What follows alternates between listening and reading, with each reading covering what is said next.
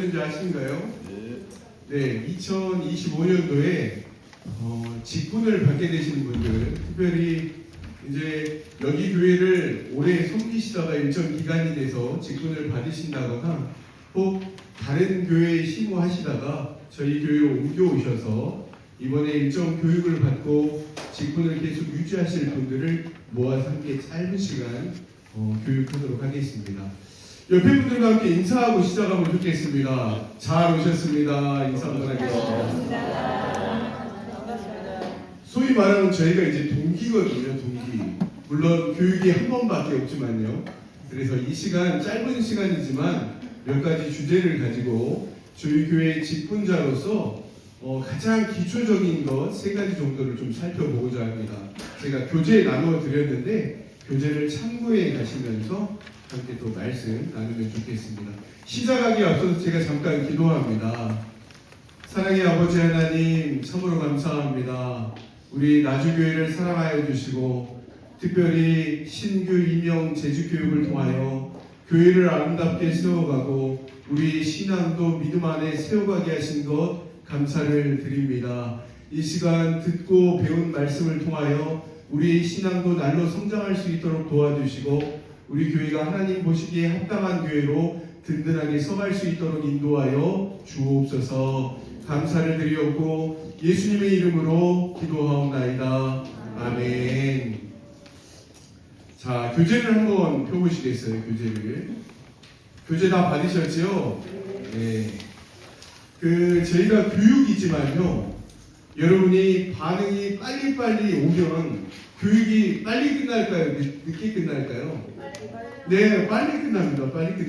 그래서 지금 모이신 분들이 다소 좀 어색하고 낯설긴 하지만요, 교육을 하는 가운데 또 반응을 빨리빨리 보여주시면 시간을 좀 단축해서 진행하도록 하겠습니다.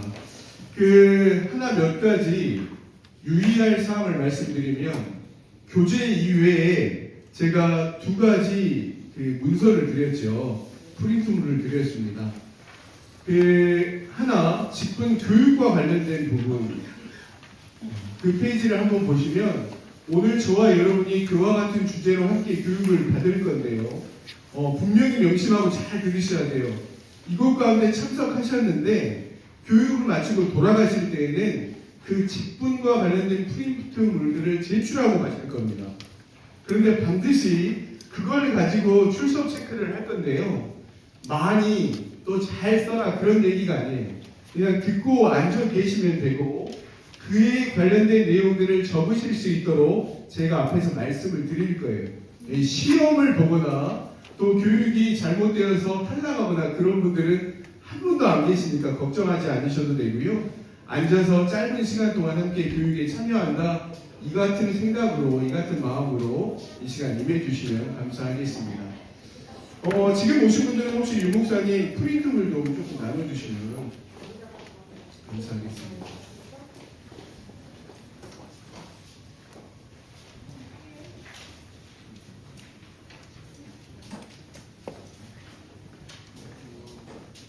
네, 프린트물 남는 거 있으면 한번 새로 오신 분들 전달해 주시고요.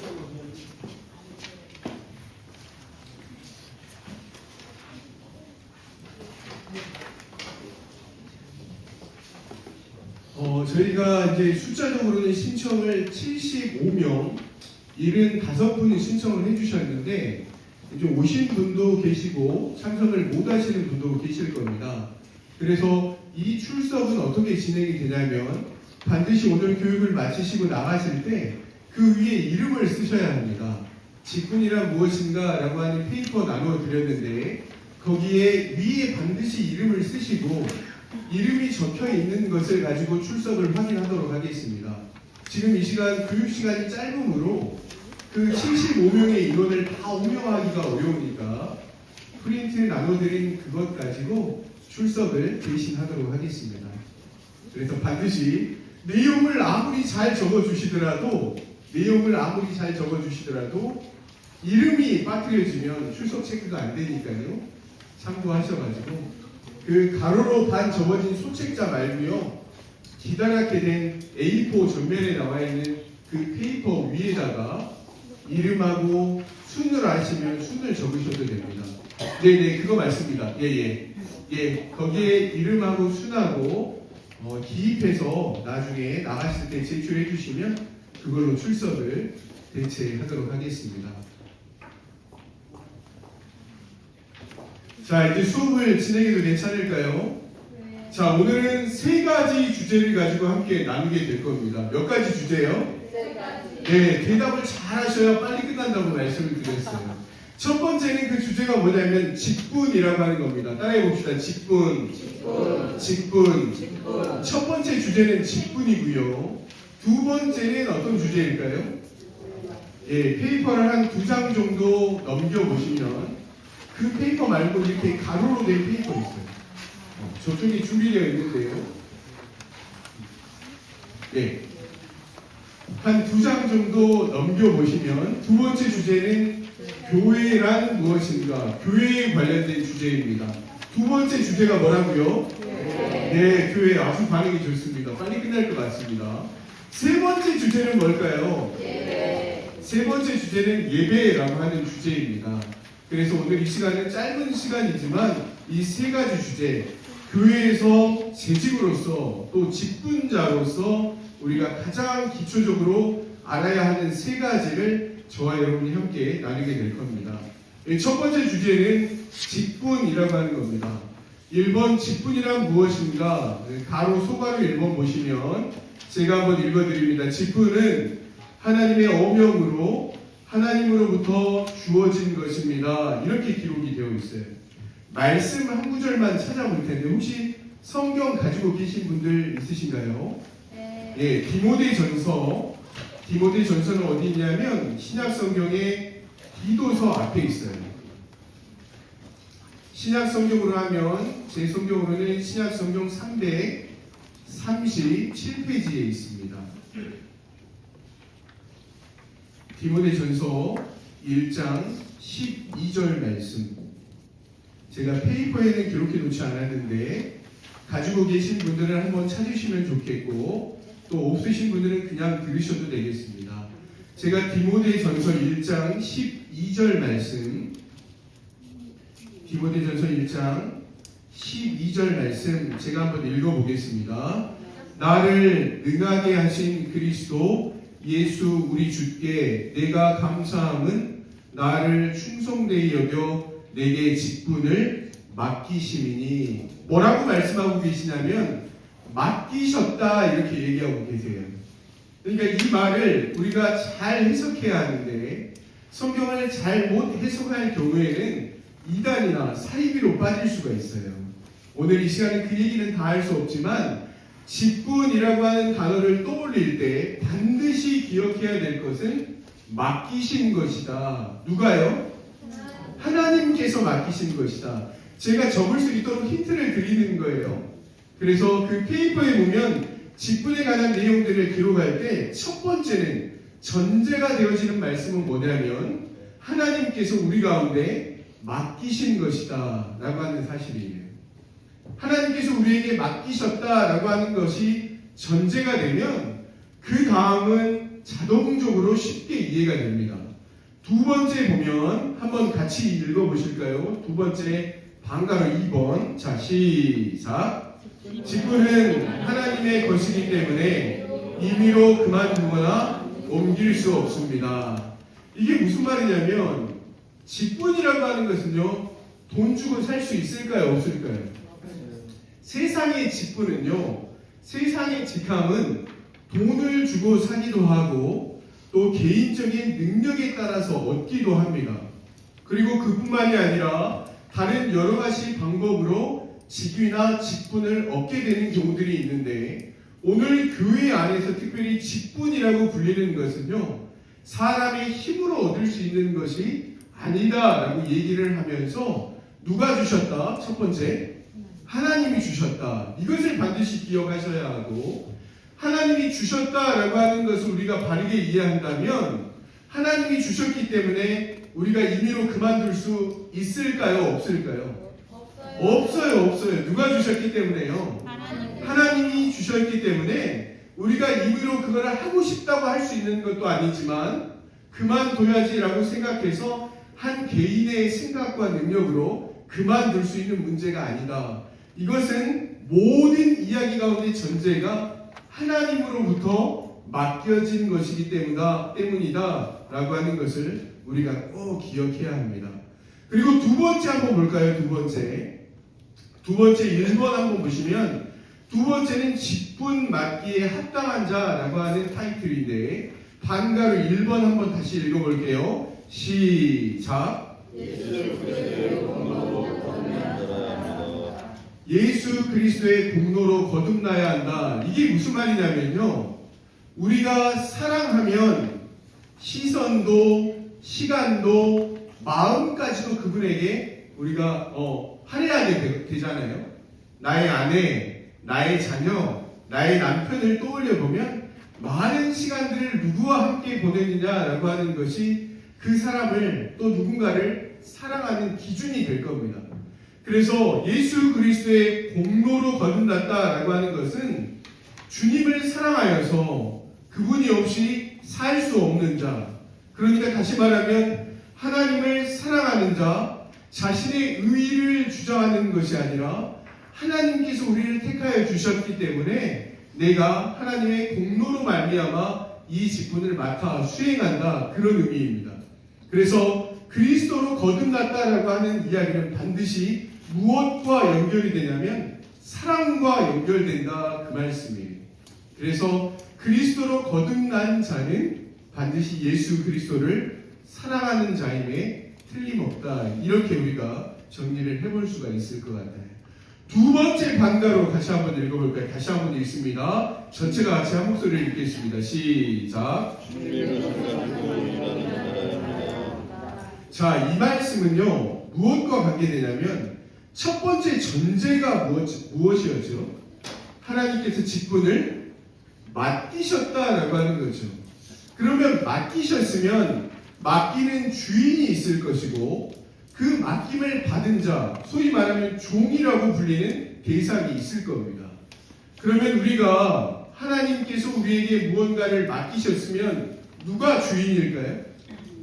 하나님께서 주인이 되시겠죠. 그러면 맡김을 받은 대상은 누가 될까요? 종이 되겠죠. 종이. 그럼 종이 누군가로부터 무언가를 맡김을 받았다면 종이 마음대로 할 수 있나요? 없나요? 종이 마음대로 할 수 있을까요? 없을까요? 없어요. 누구의 뜻대로 해야 돼요? 맡겨준 주인의 의도에 맞게 무엇인가를 사용하고 또 그 시간들을 할애해야 되겠죠. 그러므로 2번은 그런 뜻입니다. 주님의 것을 가지고 일하는 자라야 합니다. 우리 마음대로 할 수 없다는 얘기죠. 우리는 맡김을 받은 자이기 때문에 그렇습니다.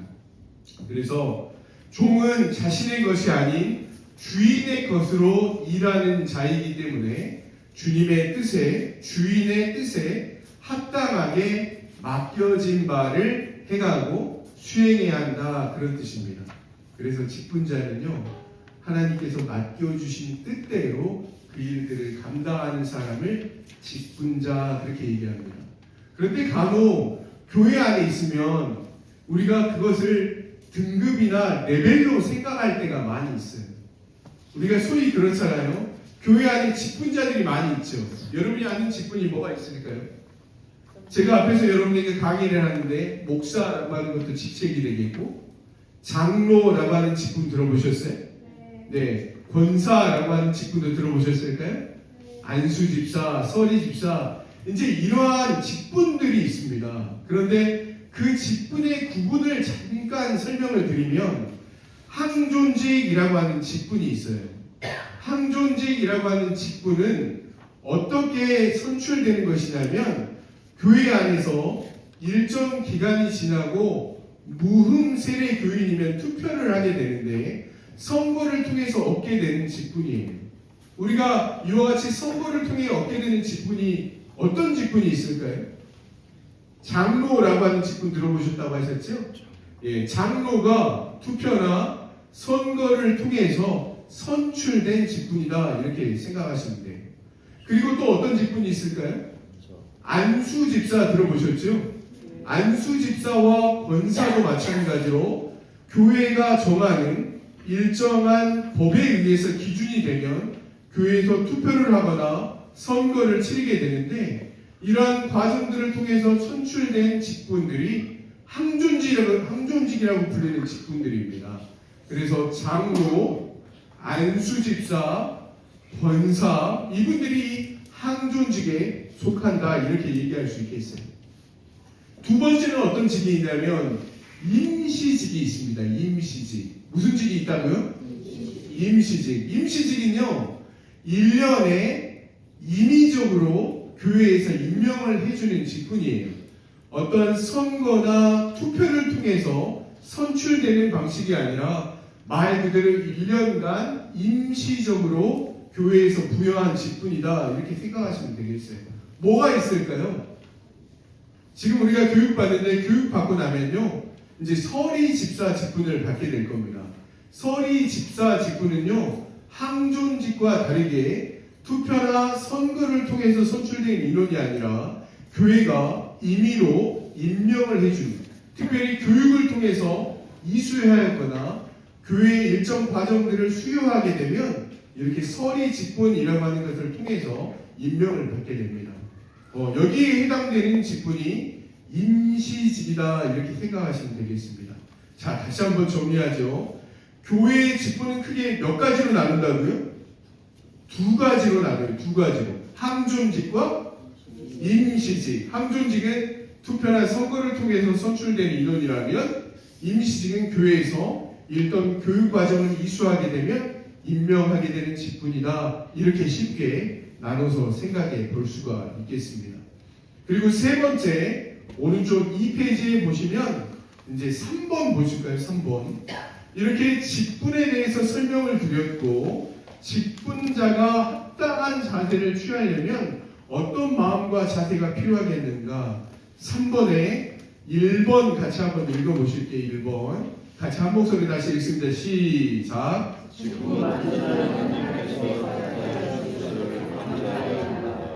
자, 감사하는 마음이 중요하다, 이렇게 이야기를 하고 있어요.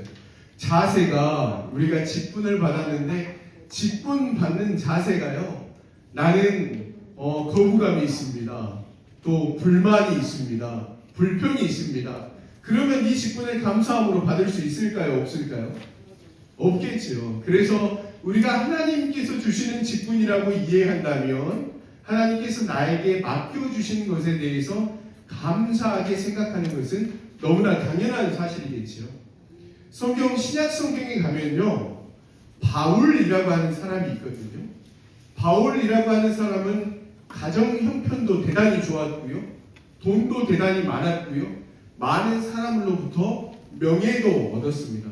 그런데 그 모든 것들을 제하고 하나님의 사명자로, 직분자로 하나님 부르셔서 그를 사용하게 되는데, 그게 이제 사도라고 불리는 직분이에요. 그래서 그 직분을 할 때 어떤 마음으로 감당하게 되냐면, 내가 지금 많이 배우고 가정 환경도 좋지만 그 모든 것들을 제하고 감사하는 마음으로 주의 일을 감당하겠습니다, 이제 이렇게 고백하는 것을 보게 되거든요. 이와 마찬가지로 우리도 그래요. 하나님께로부터 이렇게 직분을 받게 된다면 감사하는 마음을 갖고 우리가 그 일들을 감당하길 바란다라고 하는 거예요. 두 번째 한번 읽어볼까요? 두 번째. 자, 시작. 뭐 해야 된다고요? 순응해야 된다라고 하는 말을 다른 말로 표현하면 충성되이 행해야 된다, 그런 표현입니다. 그래서 하나님께서 우리에게 맡기셨기 때문에 우리의 생각과 임의로 모든 어떤 결정을 내리는 것이 아니라 하나님께서 우리에게 보여주시는 의도대로 하나님의 뜻에 맞게 충성해야 된다, 그런 뜻입니다.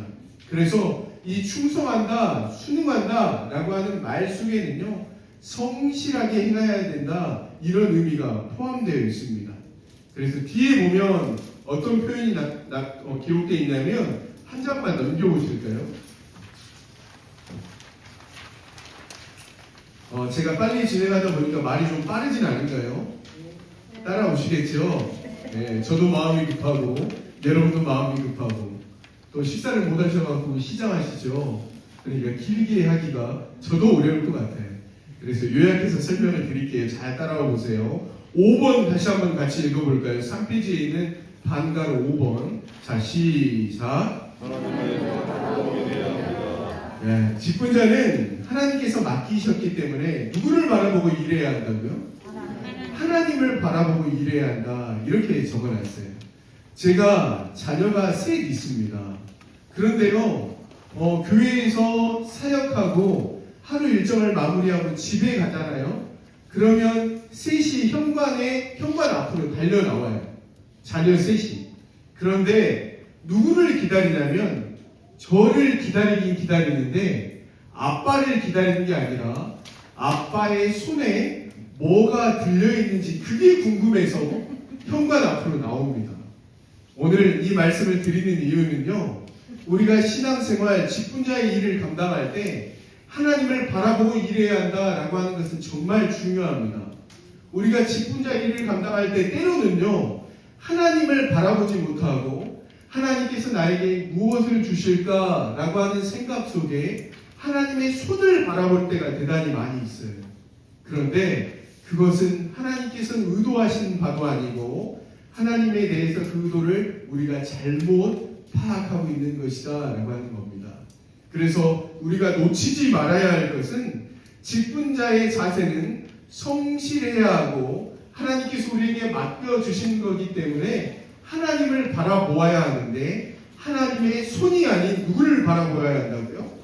하나님 그분을 그 자체를 바라보아야 한다. 이렇게 다시 한번 우리에게 말씀해 주고 있습니다. 그리고 이제 4번 한번 보실까요? 4번. 큰 4번. 같이 한번 읽어볼게요. 1번. 자, 시작. 모든 예배와 회의에 빠짐없이 참석합니다. 자, 보면요. 모든 예배라고 말하고 있죠. 직분자의 가장 기본이 되는 것은요, 예배에 참석하는 것입니다. 그런데 그 예배의 종류가 참 많이 있잖아요. 그런데 우리가 모든 예배라고 얘기하면 공예배를 가리키거든요. 공예배는 주일 예배가 저희가 1, 2, 3부 예배가 있잖아요. 그리고 수요 예배, 그리고 새벽 예배 이렇게 있어요. 우리가 형편상 여러 가지 조건 때문에 모든 예배를 다 참석하지 못한다 할지라도 주일 예배와 수요 예배는 반드시 참석해야 한다. 우리에게 어떤 특별한 조건이 없다면, 특별한 상황이 아니라면 이와 같이 공예배에 참석해야 한다. 이렇게 말씀을 드리고 또 이어서 뭐에 빠지지 말아야 한다고요? 회의에. 자, 우리 교회에는 회의가 참 많이 있는데요. 그 회의 가운데 당회라고 하는 거 들어보셨어요? 당회라고 하는 것은요, 누가 모여서 그 회의를 주관하냐면 담임 목사님과 부교육자들과 또 장로님들이 모여서 진행하는 회의가 당회라고 하는 겁니다. 그리고 또 어떤 회의 들어보셨어요? 재직회라고 하는 거 들어보셨어요? 여러분이 이 과정을 마치면 이제 서리 집사라고 하는 직분을 받게 될 텐데요. 재직회는요, 어디까지를 포함하냐면 서리 집사까지를 포함해요. 그래서 여러분이 이 교육을 마치고 이제 매 분기마다 재직회가 진행이 되는데 재직회에 빠지지 않고 참석해야 할 의무가 우리에게 주어진다라고 하는 겁니다. 또 재직회 말고 어떤 회의를 들어보셨어요? 공동의회라고 하는 회의 들어보셨어요? 재직회의가 목사님들과 장로님들과 안수집사님과 권사님 또 서리집사까지 포함하는 것이라면 공동의회는 여기에 무흥 세례 교인까지를 포함합니다. 그래서 온 성도들이 회의에서 교회의 어떤 중요한 안건을 결정하는 자리가 공동의회다 이렇게 생각하시면 되겠습니다. 자격으로 따지면 서리 집사는 재직회와 공동의회까지를 참석하게 되는 거죠.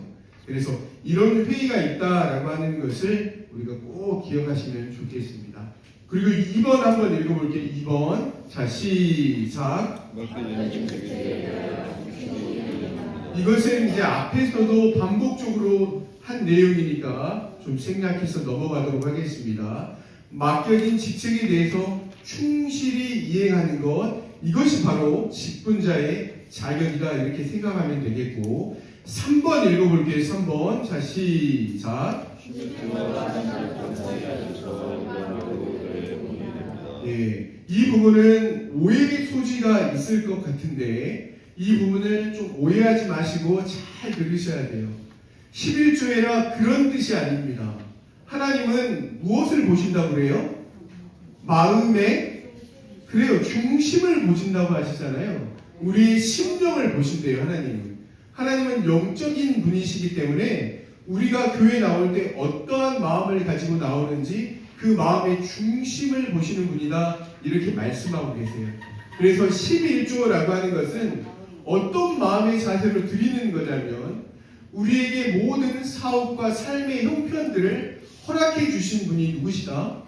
하나님이시다. 그러므로 내가 10의 1조, 그러니까 10분의 1이라도 그 마음을 담아 하나님 앞에 감사를 표현한다, 그런 뜻입니다.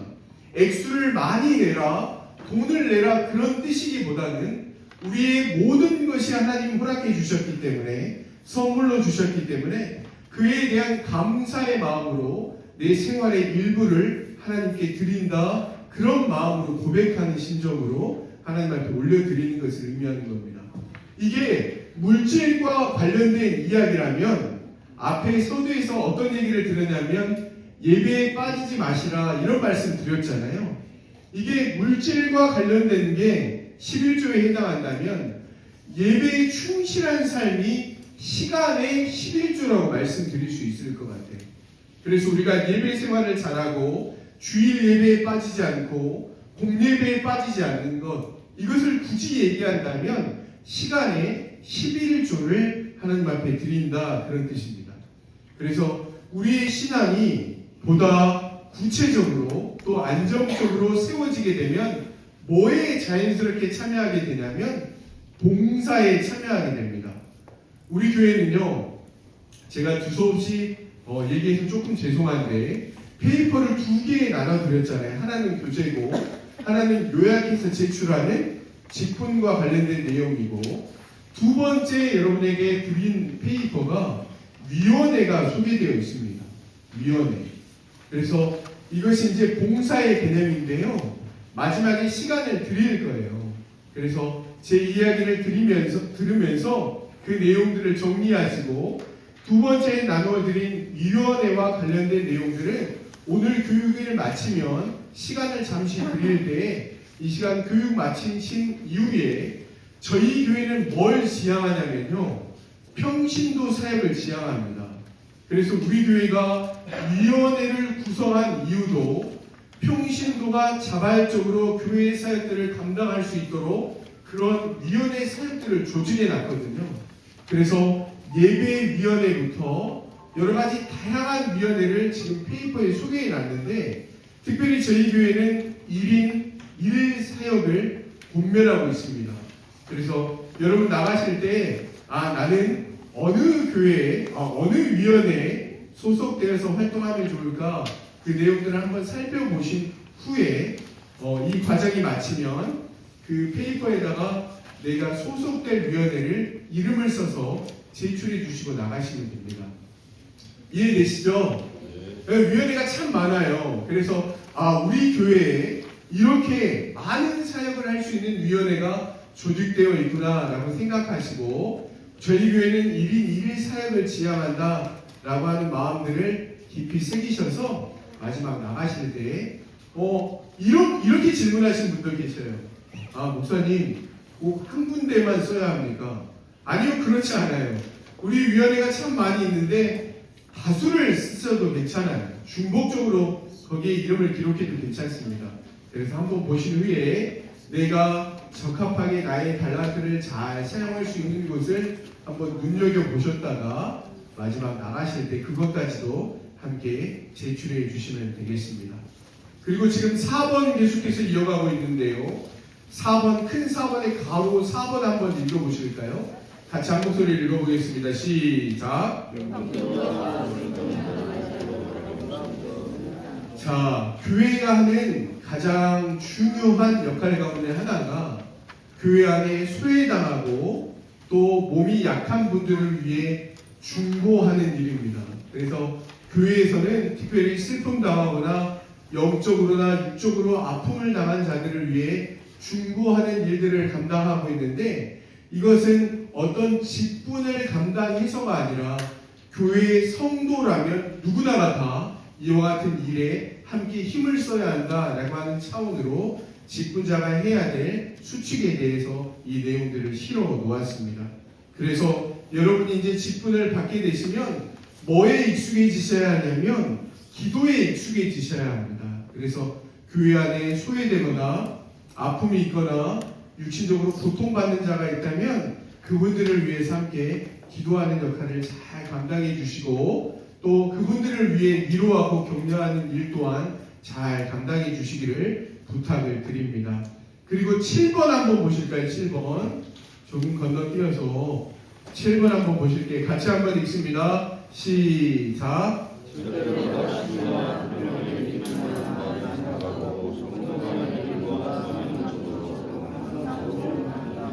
서로 격려해야 합니다. 이렇게 적어놨어요. 7번의 첫 번째 줄에 그만 보시면 뭘 삼가해야 한다라고 적고 있냐면 말을 삼가해야 한대요. 우리가 지금 직분자 교육으로 또 신규 임명 재직 교육으로 모였잖아요. 이렇게 한 자리에 모이다 보니까 낯선 사람들, 생소한 분들도 되게 많이 있죠. 사람이 모이면 시끄러울까요? 안 시끄러울까요? 시끄러워요. 교회가 사람이 모인 곳이기 때문에 문제도 많고 사실 타일도 많습니다. 그런데 오늘 우리가 7번 말을 가만히 되새겨 보면요, 사람들이 아까 우리가 앞에서 누구를 위해 기도해야 한다고 소개를 했냐면 아프고 힘들어하는 자들을 위해서 기도해야 된다 이렇게 말씀을 드렸잖아요. 그런데 어떤 영적으로 육적으로 아픔을 당하고 또 상처를 받는 사람들은요, 주로 뭐 때문에 상처를 받을까요? 그래요. 사람들의 말 때문에 상처를 받거나 또 힘들어하는 경우가 많아요. 사실은 교회 안에 저도 오랫동안 생활하다 보니까요, 큰 문제로 상처받는 사람은 오히려 몇 안 됩니다. 그런데 누군가의 말 때문에, 누군가가 나에게 한 말 때문에 상처받아서, 목사님 제가 그래서 교회 안 나가요, 제가 그래서 교회를 지금 멀리하고 있어요, 이런 분들이 상당히 많이 있다는 겁니다. 그래서 여러분이 이제 직분을 받게 되고 신기 위명 재직이 되게 되면 뭘 조심해야 된다고요? 말을 조심해야 돼요. 말을. 제가 목사가 되고 나서 이런 주제를 가지고 성경을 가만히 보니까요, 성경에는 온통 말을 조심하라 라고 하는 이야기가 굉장히 많이 있더라고요. 그래서 말 때문에 상처를 받기도 하지만 말 때문에 감동을 받고 은혜를 받는 경우도 굉장히 많이 있다라고 하는 겁니다. 그래서 제가 말씀 한 구절만 읽어드릴게요. 야고보서 3장 8절의 말씀인데요, 말에 대해서 조심하라 라고 하는 경고의 말씀이 기록되어 있는 본문의 말씀입니다. 야고보서 3장 8절의 말씀이에요. 한번 들어보세요. 혀는 능히 길들일 사람이 없나니 쉬지 아니하는 악이요 죽이는 독이 가득한 것이라. 말을 잘못 사용하게 되면 독이래요, 악이래요. 그래서 우리에게 권면하기를, 말씀은 우리에게 권면하기를 말을 삼가하고 절제하고, 한마디 하더라도 직분자들은 특별히 말을 신경 써서 조심하게 한마디 한마디 해야 한다라고 하는 것을 우리에게 알려주고 있습니다. 그래서 우리가 직분자가 되면 참 말을 조심해야 하겠습니다. 이것을 잘 마음에 새기시고 또 가슴에 새기셔서 이러한 일로 상처받고 또 아픔을 주는 일이 없도록 우리가 비록 신경 쓰면 좋겠습니다. 10번으로 한번 가볼까요? 10번. 자, 함께 읽겠습니다. 시작. 그래요. 우리가 직분자가 되면요, 뭐에 힘써야 되냐면 성경 읽는 것에 힘써야 합니다. 그런데 성경 읽는 것이 뭐냐면요, 습관이에요. 습관. 저도 이제 말씀을 전하는 역할을 하고 있지만요, 그 직분을 감당하고 있지만 말씀을 전하는 자로서 뭐와 가까이 해야 될까요? 성경과 말씀과 가까이 해야 하지 않겠어요? 왜요? 하나님의 말씀을 대언한 자기 때문에 그래요. 근데 저도 사람인지라 연약하잖아요. 그래서 성경을 읽는다라고 하는 것이 습관적으로 되어야 하는 건데, 한 번에 통으로 많이 읽으려고 하면 그게 될까요? 안 될까요? 잘 되지 않아요. 그래서 여러분 아침에 일어나서 예를 들면 성경을 한 장 읽는다든지, 또 하루를 마무리할 때 잠자리에 들기 전에 성경을 한 장 이렇게 읽는다든지, 자신의 마음대로, 범위는 일정 기준에 따라 다를 수 있지만 이러한 기준들을 자신의 기준에 맞게 습관적으로 잘 세워야 한다라고 하는 것을 오늘 한 번 더 강조해서 얘기를 드리고, 이제 기도하는 것 여러분 쉬워요, 어려워요? 기도하는 것이 쉽든가요, 어렵든가요? 쉬워요. 기도하는 게 참 어려워요. 우리가 어떻게 기도해야 할지도 잘 모르겠고, 내가 기도하는 이 기도가 하나님의 뜻에 맞는 건지도 잘 모르겠고, 내가 기도하면 하나님이 응답해 주실까라고 하는 불안한 마음도 있잖아요. 그래서 기도하는 것이 여러모로 참 어렵습니다.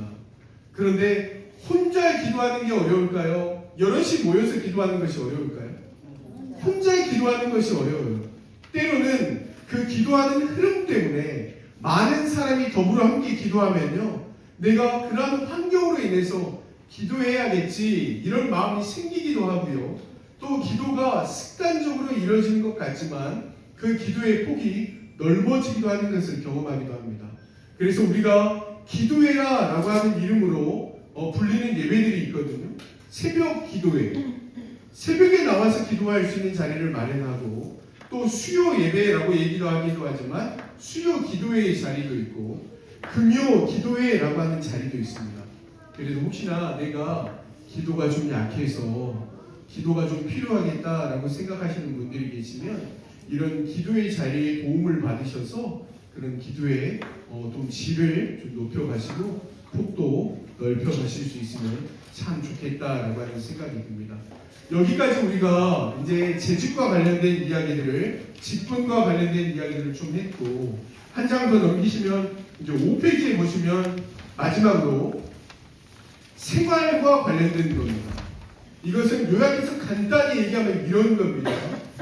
교회의 생활과 교회 내의 생활과 교회 밖에서의 삶이 같아야 될까요? 달라야 될까요? 같아야 될까요? 달라야 될까요? 자, 대답 한번 해보실래요? 같아야 될까요? 달라야 될까요? 같아야 돼요. 같아야 돼요. 예를 들면 그런 겁니다. 교회에 나와서는요, 저 집사님 굉장히 신실한데 가정에 가서는 그 언어나 모습이나 삶이 전혀 그렇지 않다면 그 사람이 그리스도인이라고, 직분자라고, 또 하나님께서 맡겨주신 자라고 이야기할 수 있을까요? 없을까요? 없어요. 그래서 우리가 교회 내와 또 교회 밖에, 지금은 가정을 예를 들어서 설명했지만 가정뿐만이 아닙니다. 직장 생활도 마찬가지예요. 내가 직장 생활을 하는데 교회에서는 정직하게 성실하게 생활을 하는데 직장 내에서는 부정과 부패와 비리가 많아요. 그러면 직분자로서의 삶을 살아가는 것이라고 말할 수 있을까요? 없을까요? 없게 되겠죠.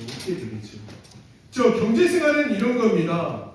우리가 경제생활을 얘기할 때 그리스도인은 성실하고 정직하고 깨끗해야 하잖아요. 그런데 예를 들면 성실한 것처럼 보이는데 내가 남의 돈을 빌려서 썼어요. 빌려서 쓰면 어떻게 해야 될까요? 반드시 갚아야죠. 그건 너무나 당연한 이치 아니겠어요?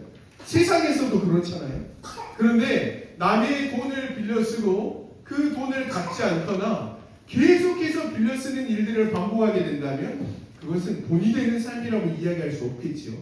그래서 직분자와 재직의 삶과는 거리가 멀겠다, 이렇게 이야기를 해볼 수가 있겠습니다. 다섯 번째 재직들은 제가 앞에서도 누차 강조했던 게 뭐냐면 말과 관련된 거예요. 언어 생활이에요. 한번 보세요. 저도 이제 교회니까 교회 주변에 믿는 사람들이 참 많잖아요. 근데 민망한 경우들이 있어요. 어떤 경우가 그럴까요? 교회 예배를 마치고 교회 밖을 나갔는데 성도님들끼리 혹시나 그 직분을 가진 분들끼리 서로 얘기하는데 욕을 섞어서 얘기하는 경우가 너무나 많더라고요. 그래서 우리가 욕을 많이 쓰거나 거친 언어의 표현들을 많이 하면 우리가 그 이야기를 믿지 않는 사람들이 들었을 때 어떻게 생각할까요? 아, 저분은 참 거룩한 분이구나 이렇게 생각할까요? 그렇지 않겠죠. 거친 언어 생활, 욕을 많이 사용하게 되면 그분이 과연 그리스도인이 맞나? 직분자의 삶을 살아가고 있는 것이 맞나? 그런 의구심들을 품게 되겠죠.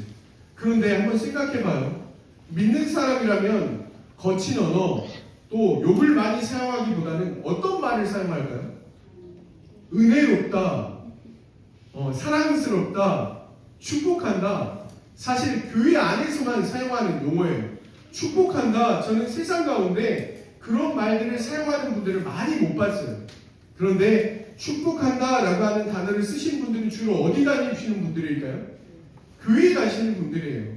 사랑을 잘 표현하는 것, 사랑을 표현하는데 어색함이 없는 것, 누가 그럴까요? 믿는 사람들이 그래요. 은혜라고 하는 표현, 믿지 않는 사람들이 쓰는 표현 보신 적 있으세요? 믿지 않는 사람들이 이런 표현 잘 사용하지 않거든요. 그래서 믿는 사람은 뭘로 확인이 되냐면 쓰는 언어나 단어들을 가만히 보면 아, 저분은 믿음이 있는 분이시구나 이렇게 생각하는 경우들이 참 많이 있다는 겁니다. 저 이제 첫 번째 세 가지 중에 첫 번째가 끝났습니다. 잘 기록하셨나요? 예, 제가 기록할 거리들을 많이 불러줬는데 생각나실 때마다 거기에 틈틈이 한번 적으시고 마칠 때 제출해 주시면 되겠습니다. 조금 더 속도를 내서 두 번째 주제는 뭐냐면요. 한번 따라해 봅시다. 교회. 자, 교회는 크게 두 가지로 나눕니다. 보이는 교회와 보이지 않는 교회. 한번 따라해 봅시다. 보이는 교회, 보이지 않는 교회. 자, 보이는 교회를 뭐라고 얘기하냐면요. 유형의 교회 이렇게 얘기를 하고요.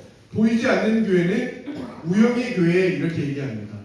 속된 말로 얘기하면 우리는 사실 교회 그러면 뭐만 떠올려요? 건물만 떠올립니다. 건물만. 오늘 이 시간 저희가 재직 교육을 마치면 교회에 대한 생각과 어떤 그 느낌들이 정확히 정립이 돼야 돼요. 교회 그러면 여러분 뭘 떠올리시면 되냐면 한번 따라해 봅시다. 모임. 자, 교회라고 하는 곳은요, 다른 말로 공동체거든요. 공동체는 사람이 모인 곳을 공동체라고 얘기합니다. 그래서 소위 우리가 교회 공동체 이렇게 많이 부르잖아요. 그래서 여러분의 생각 속에 교회라고 하는 말을 들을 때, 아, 나주교회가 떠오르거나, 혹시 교회 건물이 생각나거나, 아니면 담임 목사님 얼굴이 떠오르거나, 물론 이것도 교회의 한 일부분일 수 있습니다. 그런데 넓은 의미에서 본다면 교회라고 하는 것은 어떤 곳이냐면 사람들의 모임이다. 특별히 주님을 그리스도로 고백하는 그 사람들이 모인 공간의 공동체가 바로 교회다. 이렇게 생각하시면 되겠어요. 그래서 교회는 모임이다. 혹은 한 사람 한 사람이 교회다. 이렇게 생각하시면 좋을 것 같습니다. 정리가 되셨을까요? 네. 교회는 뭐라고요? 모임이다, 공동체다 이렇게 생각하시고 교회의 건물을 떠올리시는 것은 교회의 일부분이라고 말할 수 있는 유형의 교회를 생각하는 것이고 두 번째 무형의 교회라고 하는 것은 각 사람이 교회이므로 그 교회인 한 사람 한 사람이 모여있는 공동체가 바로 넓은 의미에서 성경이 말하는 교회다 이렇게 생각하시면 좋을 것 같아요. 2번 한번 보실까요? 교회란 무엇일까? 이렇게 질문을 던져놨죠. 교회라고 하는 것은 무엇이냐면 앞에서 뭐라고 말씀드렸죠? 공동체다, 모임이다 라고 말씀을 드렸잖아요. 모임이고 공동체인데 공동체에 모인 사람들이 어떤 고백으로 모인 모임이나 공동체냐면 이런 거예요. 마태복음 16장 16절 말씀에 보면요, 너는 나를 누구라고 하느냐라고 하는 예수님의 질문 앞에 베드로가 이렇게 대답을 하거든요. 주는 그리스도시요 살아계신 하나님의 아들입니다. 자, 이게 교회를 교회되게 하는 분명한 근거가 되는 말씀이에요. 우리 한 사람 한 사람이 교회다 말씀을 드렸잖아요. 그러니까 그 공동체 가운데 모인 사람이 이런 고백으로 모인 공동체가 교회다라고 하는 뜻입니다. 주는 그리스도이십니다. 살아계신 하나님의 아들입니다. 라고 말하는 사람들이 모인 공동체가 교회다. 이렇게 정리를 해보실 수가 있을 것 같아요. 그리고 3번 한번 넘어가 볼까요? 한 장 넘기셔서 3번에 1번, 이런 고백으로 모인 공동체인 교회가 특별히 여러 가지로 이야기할 수 있겠지만 우리가 한마디로 이렇게 얘기해 볼 수 있을 것 같아요. 방가로 1번, 자 시작. 어떤 공동체라고요? 이런 믿음으로 고백이 이루어진 공동체의 첫 번째 모습은 은혜의 공동체다라고 하는 겁니다. 어떤 은혜냐면 하나님께서 우리의 죄를 사하여 주시고 나를 사랑해 주시는 은혜를 베풀어 주신 공동체다라고 하는 겁니다. 두 번째는 어떤 공동체냐면요. 자 시작. 회개의 공동체입니다. 하나님, 내가 죄인이라고 고백하고 이제 인정합니다 라고 하는 회개의 공동체. 근데 요즘요 젊은이들 보게 되면요, 목사님 저는 예수님 믿어요. 근데 교회는 나가기 싫어요. 이렇게 얘기하는 분들이 계세요. 그분들을 소위 교회에서는, 또 우리 교회를 이끌고 가고 있는 총회에서는 뭐라고 얘기하냐면 가나안 교회 이렇게 얘기를 해요. 교회를 안 나간다라고 하는 젊은이들의 모임이 가나안 교회 이렇게 얘기하거든요. 가나안이라고 하는 말을 거꾸로 뒤집으면 어떻게 될까요? 가나안. 거꾸로 뒤집으면 안 나가. 저는 예수님을 믿어요. 근데 어디를 안 나가요? 교회를 안 나가요. 근데 이 말은 어떤 뜻이냐면요, 교회에 대해서 정확히 그 의미를 가지고 있지 않는 자들이기 때문에 그래요. 교회라고 하는 것은요, 단순히 말씀만 듣는 곳이라고 이해하기 때문에 말씀은 인터넷으로도 들을 수 있고 또 다른 자리에서 우리가 들을 수 있기 때문에 나는 예수를 믿는 사람이다 라고 잘못 이야기하는 겁니다. 물론 말씀을 듣는 것이 신앙의 중요한 역할 가운데 하나이긴 하지만 그것이 전부는 아니에요. 교회를 이루는 요소 가운데 또 중요한 요소 가운데 하나는 공동체라고 하는 거잖아요. 모임이라고 하는 거잖아요. 그런데 말씀을 듣는 것으로 내 모든 일을 다했다라고 얘기한다면 교회에 대해서 잘못 이해하고 있는 거라고요. 그래서 이러한 분들이 계시면 교회를 반만 알고 계시거나 잘못 이해하고 있는 것임에 틀림없는 겁니다. 그래서 우리가 놓치지 말아야 할 것은 죄인들이 모여있는 공동체, 바로 우리를 사랑해 주시고 또 그 사랑 때문에 내가 죄인입니다, 이제는 하나님의 뜻대로 살겠습니다 라고 하는 그런 모임의 사람들이 모인 공동체, 그 공동체가 바로 회개의 공동체다라고 하는 겁니다. 세 번째 한번 읽어볼까요? 세 번째, 자 시작. 믿음의 공동체라고 소개하고 있고 그 내용도 같이 한번 읽어보죠. 소리내서 시작. 기쁨과 소망을 함께 나누는 사람들의 공동체. 잊지 마십시오. 모이긴 모임인데 어떤 모임이냐면 예수를 주로 믿는 모임의 공동체입니다. 아무리 우리가 잘 모여도요, 예수에 대한 고백이 없으면 그것은 교회라고 이야기하지 않아요. 그냥 사적인 모임이겠죠. 그래서 교회 공동체, 또 교회 모임이라고 하는 것은 반드시 누가 빠지면 안 되냐면 예수 그리스도가 빠지면 안 되는 모임이에요. 그래서 세 가지로 정리를 하면 첫 번째는 은혜의 공동체라고 설명을 드렸고, 두 번째는 회개의 공동체고, 세 번째는 믿음의 공동체다. 이렇게 세 가지로 정리해 볼 수가 있겠습니다. 나아가서 5번 한번 보실래요? 오른쪽에 가시면 5번 소개되어 있죠. 예, 5번은 조금 구체적이고 실질적인 우리 교회와 관련된 교회에 대한 안내입니다. 우리 교회는 6대의 가치를 중점적으로 사용하는 교회거든요. 그 첫 번째 가치는 무엇이냐면 예배의 가치입니다. 예배의 가치. 따라해 봅시다. 예배가 중심입니다. 우리 교회는 뭘 중심으로 하냐면 예배가 중심이에요. 그래서 주일 예배, 새벽 예배, 수요 예배 이뿐만 아니라 교육부를 이끌고 가는 다음 세대 예배, 외국인들이 함께 예배드리는 공간인 다문화 예배도 있어요.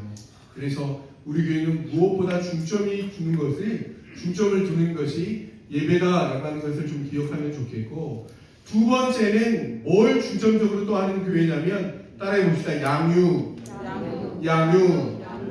양육이라고 하는 것은 길러낸다 그런 뜻이잖아요. 우리 교회는 예수님의 제자들을 길러내는 공동체예요.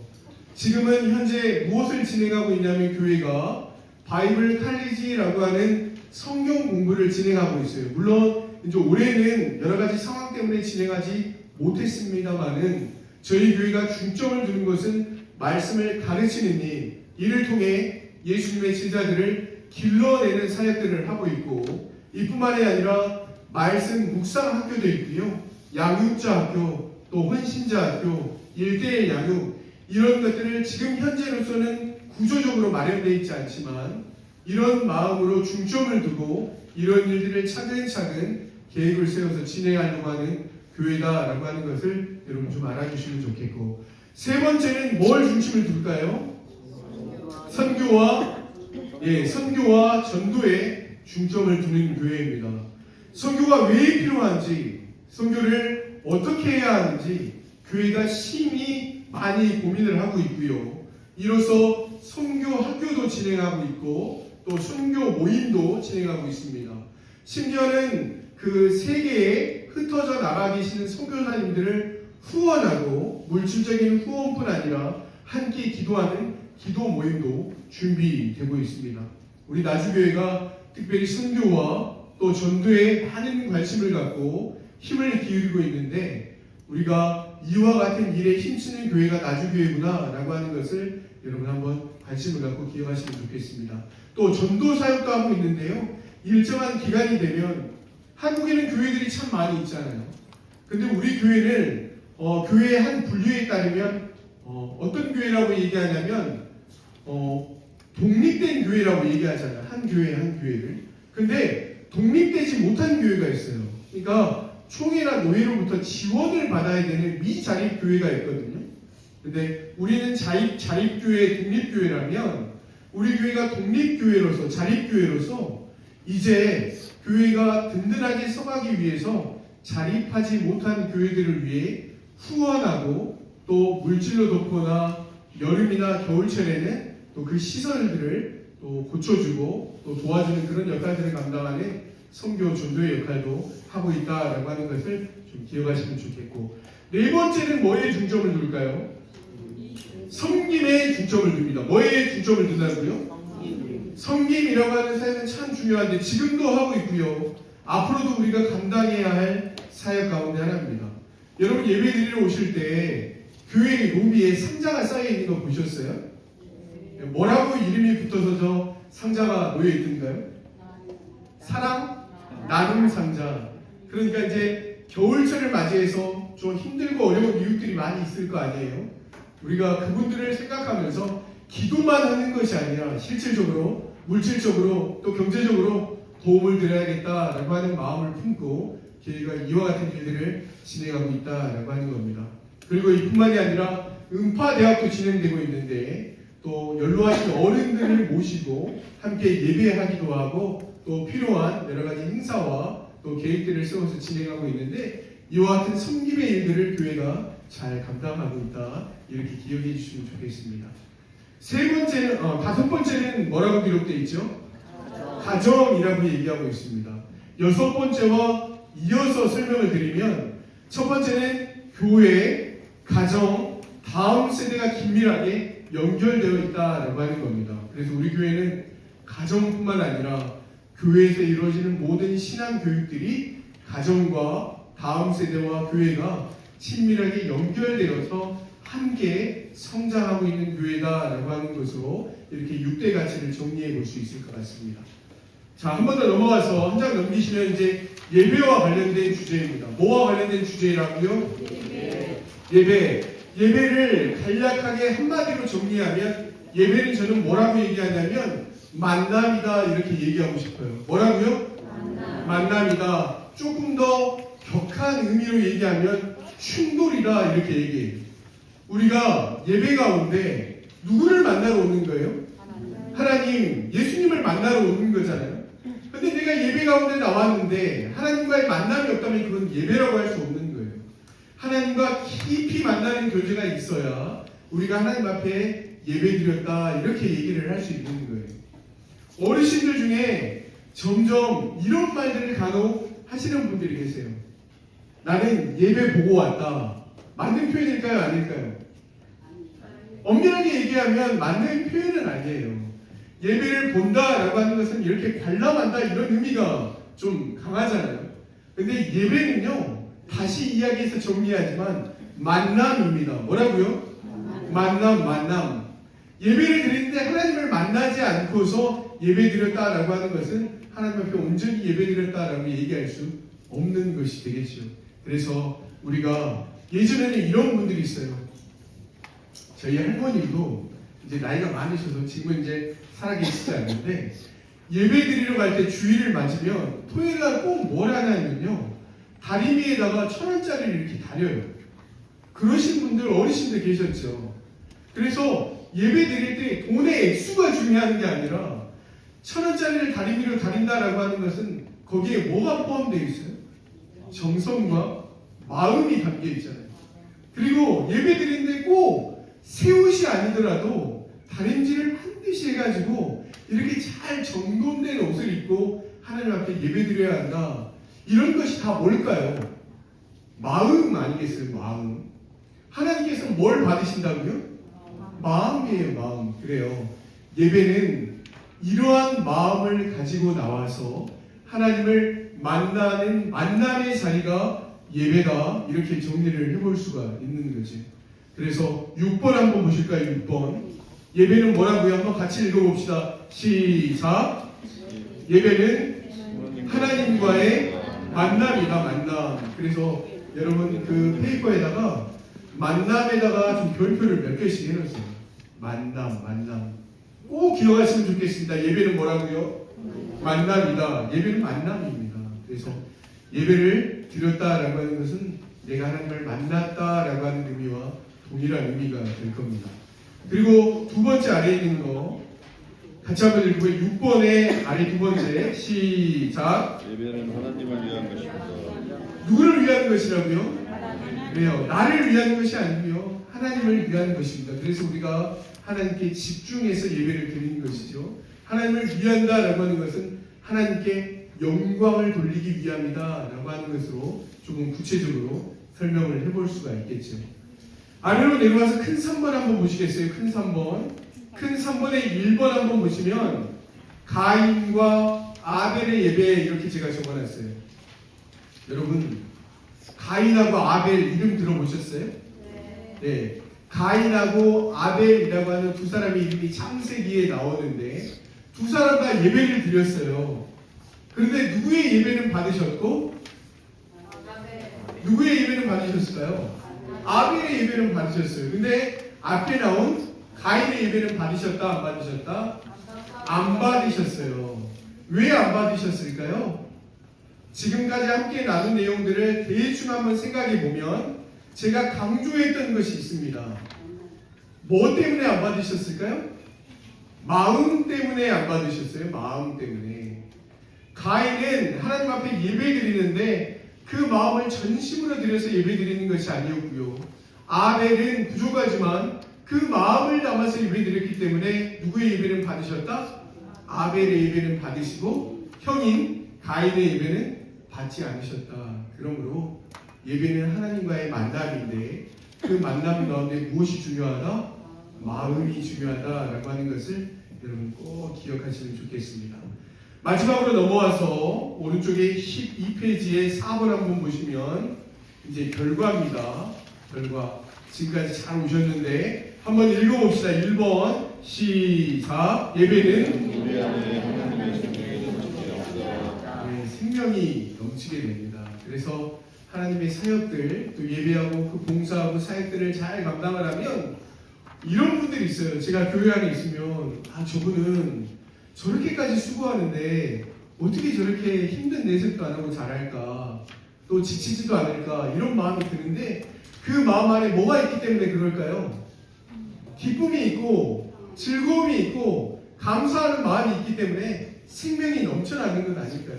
누가 시켜서 하는 일이 아니기 때문에 그 일들을 잘 감당하게 되는 것 아닌가, 이런 생각들을 해보게 되는 겁니다.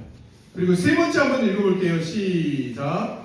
예배는 치유를 낳습니다. 치유를. 이때 이 치유라고 하는 것은 육체적인 질병이 낫는 경험을 하신 분도 계시고 영적으로 마음이 평안해지는 경우도 있어요.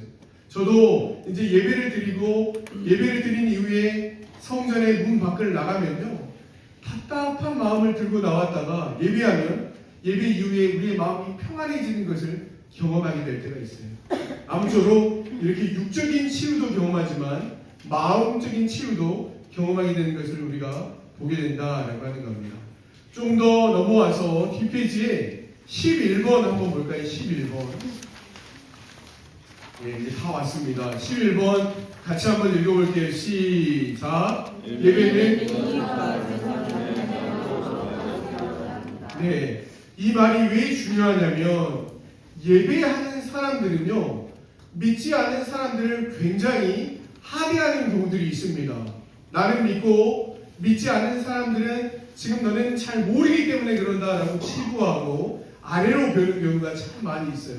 근데 여러분, 하나님의 입장에서 한번 생각해 보십시다. 하나님이 우리를 사랑하기도 하시지만 믿지 않는 자들을 미워하실까요? 그렇지 않아요. 하나님은 그렇게 쪼잔한 분이 아니세요. 그래서 믿는 사람만 사랑하시고 믿지 않는 사람들을 하대하시는 그런 하나님이 아니세요. 그러니까 우리가 어떤 마음을 품어야 되냐면 하나님의 마음을 품고 먼저 믿음을 가진 자로서 믿지 않는 자들을 위해서 격려하고 사랑을 베풀어주고 속히 하나님의 전으로 나올 수 있도록 격려해주고 중보하는 것이 필요한 것이지, 믿지 않는다고 해서 나보다 아래에 있다고 하대하거나 또 경계하는 것이 아니다라고 하는 것을 우리가 꼭 기억하시면 좋겠습니다. 저희가 이렇게 짧은 시간 동안 급하게 달려와서 세 가지를 정리했습니다. 이제 마무리하겠습니다. 첫 번째는 우리가 뭘 살펴봤죠? 직분이라고 하는 것이 무엇인가 정리되셨어요?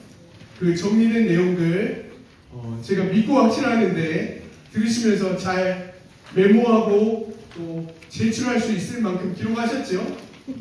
네. 그리고 두 번째는 뭔 내용을 살펴보셨냐면 두 번째 주제는 뭐였죠?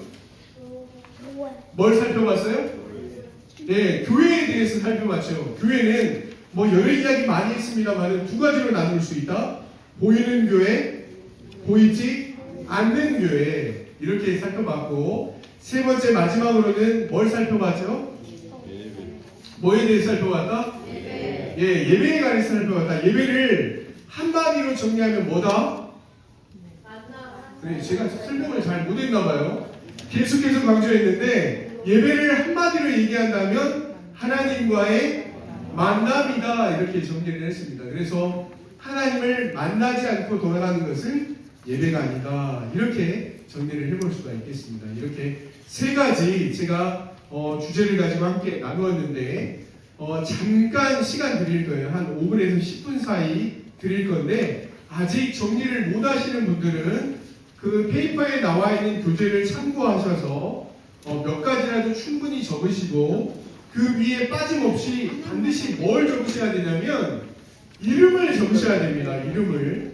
이름을 적으시고 나가실 때 이제 자리에 놓고 나가시거나 한쪽으로 모아주시면 그걸로 출석을 대신하도록 하겠습니다. 뿐만 아니라 하나 더 페이퍼를 나눠드렸죠. 제가 앞서 소개한 바가 있는데 저희 교회는 위원회 사역을 감당하고 있습니다. 그래서 1인 1 사역을 분별하고 있는 교회이기 때문에 여러분이 나는 이것 정도는 함께 섬기면서 또 기도할 수 있겠다라고 하는 위원회를 한번 보시고 거기에 이름을 넣어주시면 되겠습니다. 한 군데가 아니고 나는 여러 군데 섬기고 싶습니다 라고 하는 분이 계시다면 여러분들 이름을 기재하셔도 좋겠습니다. 그래요. 한 5분에서 10분 정도 여러분 시간 드릴 테니까 차분히 한번 적어보시기 바랍니다.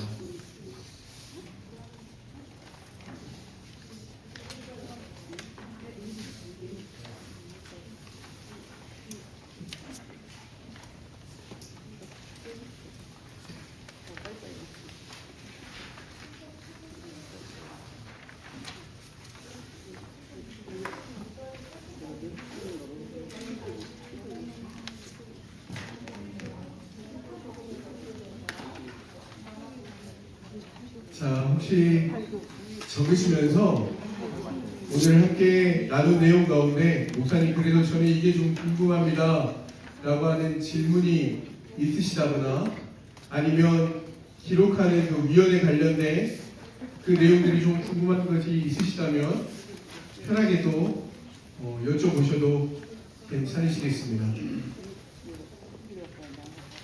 자, 5분에서 10분 정도 시간을 드릴 테니까 차분히 한번 기록해 보시기 바랍니다.